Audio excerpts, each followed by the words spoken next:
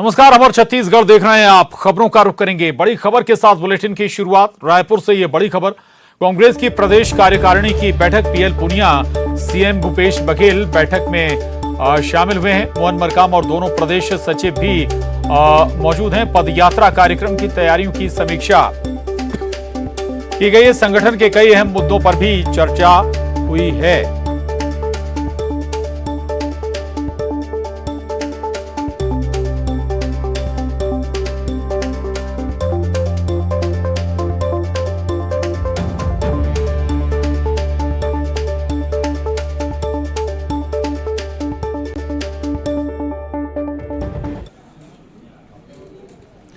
ये बड़ी खबर है, रायपुर से कांग्रेस की प्रदेश कार्यकारिणी की बैठक हो रही है और पीएल पुनिया, मुख्यमंत्री भूपेश बघेल इस बैठक में शामिल होने पहुंचे हैं। इसके अलावा मोहन मरकाम और दोनों प्रदेश सचिव भी इस बैठक में मौजूद हैं। पदयात्रा कार्यक्रम की तैयारियों की समीक्षा बैठक में की जा रही है। संगठन के कई दूसरे मुद्दों पर भी बताया जा रहा है कि इस कार्यकारिणी की बैठक में चर्चा जारी है। जो भी बैठकों में जो काम हुए हैं, जो निर्णय लिए, उसकी प्रगति रिपोर्ट, उसके साथ साथ 9 अगस्त से 14 अगस्त तक जो आज़ादी की 75वीं वर्षगांठ पर जो हम लोग पदयात्रा हर विधानसभा में कर रहे हैं, उसके बारे में चर्चा होगी। हम लोग जो राजीव भवन कर रहे हैं उसके बारे में समीक्षा होगी और अन्य विषय होंगे। और रायपुर के दीनदयाल ऑडिटोरियम में प्रोफेशनल कांग्रेस के 5वें राष्ट्रीय सम्मेलन की शुरुआत हुई। 2 दिन चलने वाले एआईपीसी के नेशनल कॉन्क्लेव में सीएम भूपेश बघेल, सांसद शशि थरूर, रिजर्व बैंक के पूर्व गवर्नर रघुराम राजन, प्रदेश प्रभारी P L Punia, professor M V Rajeev Gowda, Yamini Iyer, Chandan Yadav और जरीठा लेतफलांग सहित कई लोग शामिल हुए। कार्यक्रम में प्रमुख वक्ता के रूप में रिजर्व बैंक के पूर्व गवर्नर रघुराम राजन पहुंचे। सम्मेलन में सीएम ने कई मुद्दों को लेकर विस्तार से चर्चा की। उन्होंने गुजरात मॉडल का जिक्र करते हुए कहा कि गुजरात मॉडल क्या है कोई नहीं बताता, लेकिन आज उसे हम भोग रहे हैं। देश की तमाम संपत्तियां बिक रही हैं। उन्होंने कहा कि न्यूनतम आय के साथ न्यूनतम आवश्यकता पर भी जोर देने की जरूरत है। वहीं नरवा, गरवा, घुरवा बाड़ी को लेकर विस्तार से चर्चा की तो गोबर खरीदी को लेकर बताया कि इसके पीछे किसानों की आर्थिक समृद्धि के अलावा धरती को उपजाऊ बनाना मकसद है। वहीं उन्होंने कहा कि छत्तीसगढ़ हर मामले में दूसरे राज्य से आगे है।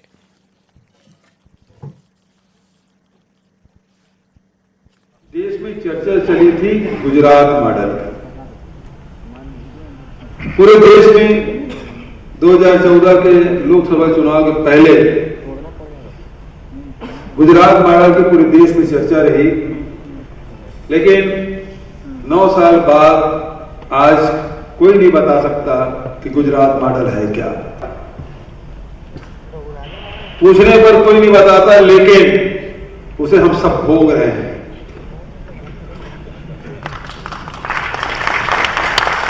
देश की सारी परिसंपत्तियां एक एक करके बिक रही है। छत्तीसगढ़ में हमने न्यूनतम आवश्यकता को जोड़ दिया। आय तो हो और उसके साथ आवश्यकता क्या? भोजन जो सुपोषित हो, साथ ही उसके आवास, शिक्षा, रोजगार और उसके साथ उसकी उद्यमता कैसे बढ़े, इस पर हमने जोर दिया। और इसलिए हमारा जो नारा है, छत्तीसगढ़ के 4 चिन्हारी, नरवा, गरवा, घुरवा बाड़ी, एला बचाना है संगवारी। तो नरवा पहला, नाला पहला है, पानी पहला है, उसके बाद गरवा, पशुधन। जल यदि हमारे पास है तो हमारा जंगल भी सुरक्षित रहेगा, हमारे कृषि भी संवर्धित होगा, हमारे उद्योग और व्यापार के लिए भी जल उपलब्ध होगा और साथ ही शहर के विकास के लिए भी आवश्यकता की पूर्ति होगी। हमारे यहाँ गोबर खरीदेगा, उसके बाद गौठान के बाद हम किसानों से कहते हैं कि आप पैरा जलाइए मत, पैरा दान करिए। आज देश में किसी राज्य के पास 75 लाख क्विंटल गोबर नहीं, हम 2 साल में खरीद के बता दें, और 20 लाख वर्मी कंपोस्ट बना के बता दें। आज छत्तीसगढ़ मॉडल की चर्चा होती है। देश में चर्चा इसीलिए हो रही है, शुरुआती दौर में जरूर हमने ऋण माफी किया, 2500 रुपया क्विंटल में धान खरीद करने शुरू किया, तो निश्चित रूप से हमारे अर्थव्यवस्था में भार पड़ा। लेकिन आज मैं 3-3.5 साल बाद ये कह सकता हूं, किसी भी भारतीय जनता पार्टी शासित राज्य के इकोनॉमिक से आप तुलना करेंगे किसी पैरामीटर में, किसी पैमाने में, तो छत्तीसगढ़ कहीं पीछे नहीं है। अब शशि थरूर जी छत्तीसगढ़ मॉडल की बात किए हैं, तो निश्चित रूप से ये मॉडल सोनिया जी का, राहुल जी का मॉडल है, ये कांग्रेस का मॉडल है, ये हम सब का मॉडल है, जो हम सबको समृद्धि को, शिक्षा से, स्वास्थ्य से, रोजगार से जोड़ने का काम ये मॉडल कर रही है। बहुत प्रसन्नता है कि इसमें रघुराम राजन जैसे इकोनॉमिस्ट भी बुलाए गए हैं और शशि थरूर जी, जिनका अपना मान सम्मान है, एक अच्छे वक्ता भी हैं, अच्छे थिंकर हैं, राइटर हैं, वो भी पूरे समय में आज और कल दोनों दिन रहेंगे। और ये बड़े सौभाग्य की बात है कि कांग्रेस पार्टी में के साथ में ऑल इंडिया प्रोफेशनल कांग्रेस भी एक महत्वपूर्ण अंग के रूप में जुड़ी और जुड़ने के बाद अपने आप को मजबूत किया। अगर ऑल इंडिया प्रोफेशनल कांग्रेस मजबूत होती है, अपने साथ में जो प्रोफेशनल्स हैं, एक्सपर्ट्स हैं, वो जुड़ते हैं, डॉक्टर्स हैं, इंजीनियर्स हैं, चार्टर्ड अकाउंटेंट्स हैं, सब अगर सम्मिलित होते हैं तो कांग्रेस पार्टी मजबूत होती है।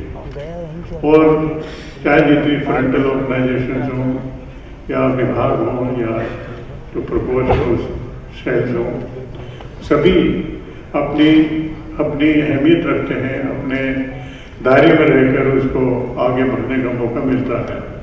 लेकिन मुख्य उद्देश्य हम सबका यही रहता है कि कांग्रेस पार्टी किस तरह से मजबूत हो और ऑल इंडिया प्रोफेशनल कांग्रेस मजबूती के साथ में हर प्रदेश में आगे बढ़ रही है, तो जाहिर है कि अच्छा शुरुआत ऑल इंडिया प्रोफेशनल कांग्रेस का यह पहला कॉन्क्लेव, हमारा 5वीं सालगिरह है। मुख्यमंत्री बहुत अच्छा प्रभाषण भी दे दिए और उन्होंने बताया छत्तीसगढ़ किस किस्म की मॉडल उदाहरण दिखा रहा है पूरा देश के लिए। और भारत के भविष्य के बारे में सोचने का वक्त आया है कि लोगों को ये महंगाई के बारे में क्या कर सके, लोगों को रोजगारी कहाँ से मिलने आ, तो ये सब प्रोफेशनल्स के मन में है और इसलिए इस विषय पे हम चर्चा शुरू करेंगे। अगले 2 दिन हमारे ये नेशनल कॉन्क्लेव में सारे विषय हम उठाएंगे। गर्व से कहता हूँ, अब छत्तीसगढ़ आके देखिए कि कैसे लोग संतुष्ट है हमारी सरकार के काम से। यही उदाहरण हम सबको दिखाना चाहते हैं, तो इसलिए हम खुश हैं कि हम छत्तीसगढ़ में हैं इस कॉन्क्लेव। रायपुर पहुंचे बीजेपी के राष्ट्रीय प्रवक्ता डॉक्टर सुधांशु त्रिवेदी ने पत्रकारों से चर्चा करते हुए छत्तीसगढ़ की सरकार पर निशाना साधा। उन्होंने कहा कि राज्य सरकार संवैधानिक दायित्व नहीं निभा रही है, गरीबों को आवास उपलब्ध कराने में सरकार फेल साबित हुई है, प्रदेश में कानून व्यवस्था बिगड़ती जा रही है, वहीं चुनाव के समय बेरोजगारी भत्ता देने का वादा भी अब तक पूरा नहीं किया गया। साथ ही नियमितीकरण के वादे का भी हाल बेहाल है। इधर डॉक्टर त्रिवेदी ने गौमूत्र खरीदी को लेकर सरकार की तारीफ भी की। उन्होंने कहा कि गौसेवा के कार्यों को सरकार साकार कर रही है और इसके लिए सरकार बधाई की पात्र है। उन्होंने आदिवासी महिला के राष्ट्रपति बनने को लेकर इसे सुखद संयोग बताया है। देखा कल परसों में कि उन्होंने यहां पर गोमूत्र को बढ़ावा देने के लिए एक प्रयास किया।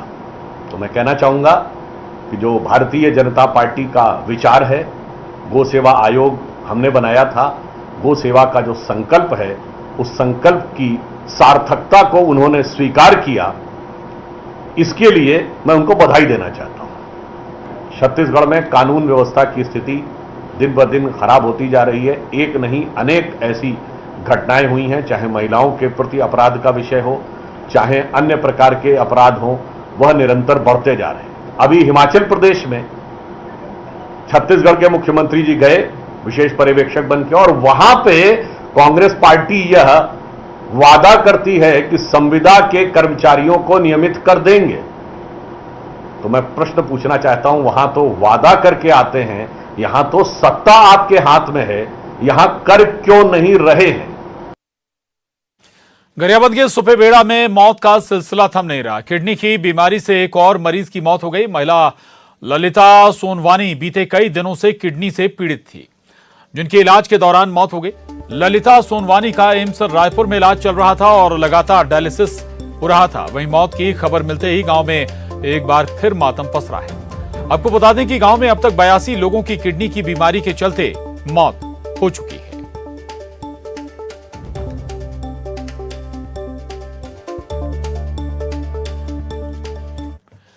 अगली खबर का रुख करेंगे और सरकारी कर्मचारियों की हड़ताल पर बड़ी कार्रवाई हुई है। हड़ताली कर्मचारियों के वेतन काटने का आदेश दिया गया। सामान्य प्रशासन विभाग ने यह आदेश जारी किए हैं। 2006 में जारी नियम के अनुसार कार्रवाई का आदेश दिया गया है। हड़ताल की अवधि को ब्रेक इन सर्विस मानने का प्रावधान है।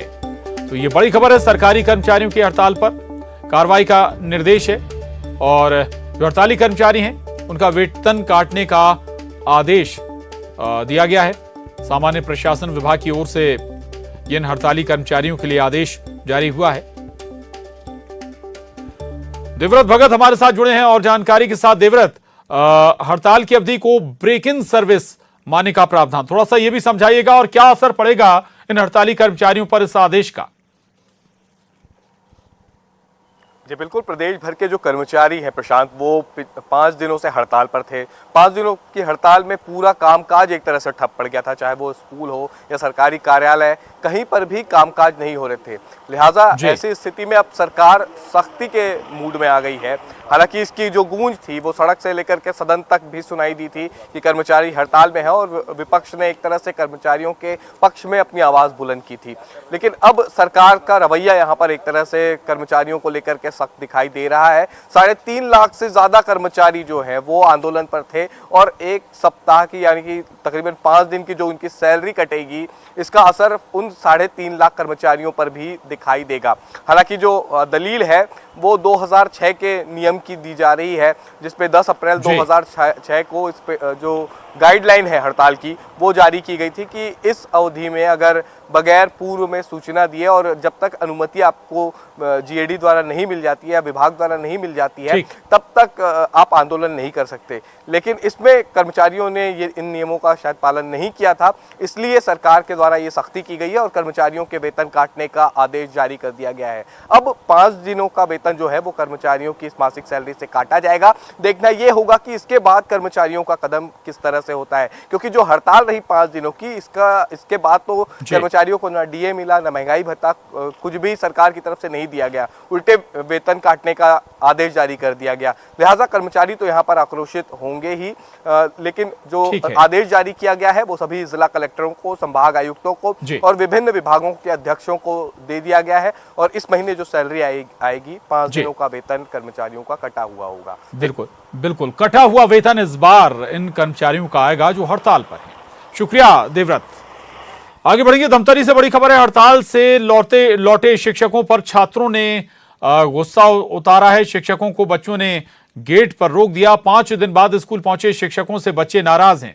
1 घंटे की समझाइश के बाद बच्चे माने हैं, तब जाकर बच्चों ने, जो शिक्षक हैं, उन्हें स्कूल परिसर में आने दिया है। 5 दिन तक हड़ताल के कारण पढ़ाई प्रभावित रही है। धमतरी के शकरवारा गांव का ये मामला है।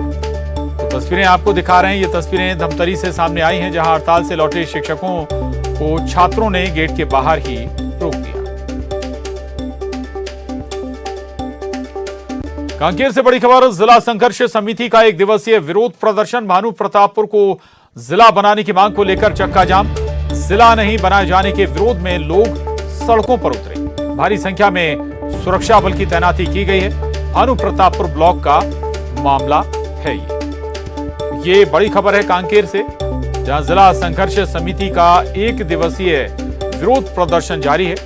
भानु प्रतापपुर को जिला बनाने की मांग को लेकर चक्का जाम किया गया है और जिला नहीं बनाए जाने के विरोध में लोग सड़कों पर उतर आए।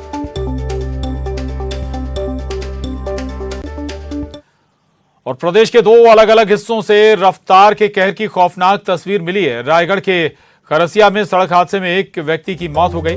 ट्रक की चपेट में मोटरसाइकिल सवार आ गया। सीसीटीवी में दर्दनाक हादसा कैद हो गया। वहीं सीसीटीवी में एक और खौफनाक तस्वीर मिली है। धमतरी जिले के नारी गांव में सड़क हादसे का सीसीटीवी फुटेज सामने आया है, जिसमें बाइक सवार को बचाने की फिराक में 2 कार की टक्कर हो गई। शुक्रवार को हुए हादसे में 8 लोग घायल हो गए।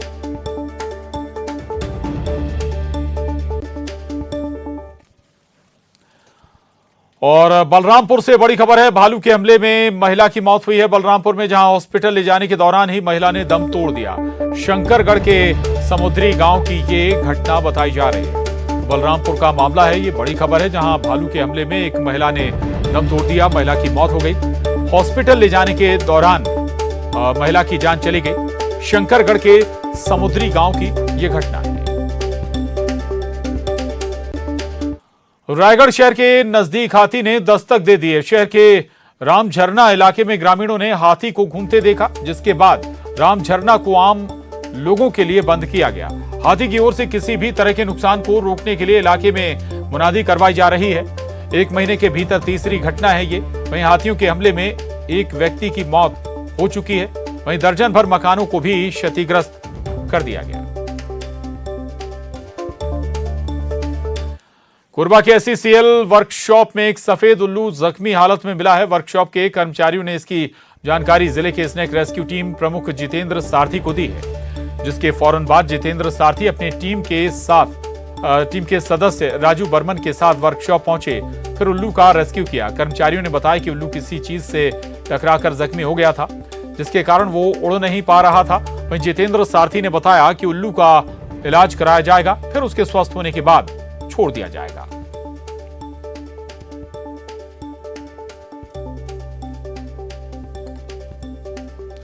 और रायपुर से बड़ी खबर है। पीएम मोदी की अध्यक्षता में ऊर्जा महोत्सव का आयोजन। सीएम भूपेश बघेल भी महोत्सव में शामिल हुए। सीएम हाउस से वीसी के जरिए इस महोत्सव में शामिल हुए। सीएम के साथ कई विभागों के अधिकारी भी मौजूद रहे। तो ये बड़ी खबर है। रायपुर से प्रधानमंत्री मोदी की अध्यक्षता में ऊर्जा महोत्सव का आयोजन की शुरुआत हुई है और इस ऊर्जा महोत्सव के आयोजन में मुख्यमंत्री भूपेश बघेल भी वीसी के जरिए शामिल हुए। सीएम के साथ कई विभागों के अधिकारी भी मौजूद रहे।